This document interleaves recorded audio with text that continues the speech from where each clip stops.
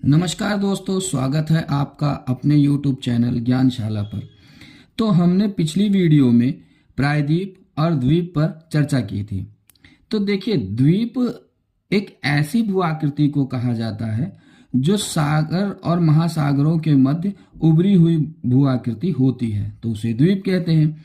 ठीक उसी प्रकार नदियों के बीचों बीच उभरी हुई स्थलाकृति को नदीय द्वीप कहा जाता है। तो ये नदीय द्वीप बनते कैसे हैं, आइए चलिए जानते हैं।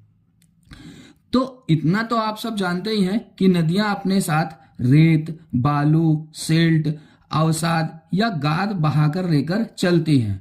और जब यही रेत, बालू, सिल्ट व गाद किसी अवरोध के कारण किसी एक जगह मतलब नदी के बीचों बीच जमा हो जाता है तथा वह स्थान नदी के बीच एक टापू सा प्रतीत होने लगता है, इसी भू आकृति को नदीय द्वीप या रिवराइन आइलैंड कहा जाता है। तो देखिए, डायग्राम के द्वारा समझते हैं। मान लीजिए ये सागर या महासागर है और ये स्थलाकृति इतनी तो सागर या महासागर के अंदर है और इतना ही बाहर दिख रही है, तो इसको क्या कहते हैं, द्वीप।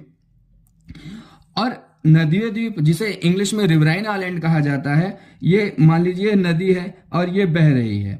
ये अपने साथ रेत, बालू, सिल्ट व अवसाद बहाकर लेकर चलती है और किसी कारण, किसी अवरोध के कारण किसी जगह पर अपने बीचों बीच यहाँ पे उनको लाके डिपॉजिट या फिर जमा कर देती है। तो ये भाग कुछ उभरा हुआ सा प्रतीत होता है और इसी भाग को हम नदीय द्वीप कहते हैं।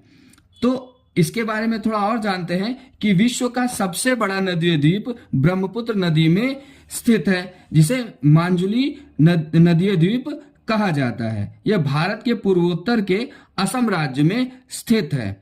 तो उम्मीद करता हूं ये जानकारी आपको अच्छी लगी होगी। ये जानकारी आपको कैसी लगी कमेंट बॉक्स में लिखकर जरूर बताइएगा। धन्यवाद।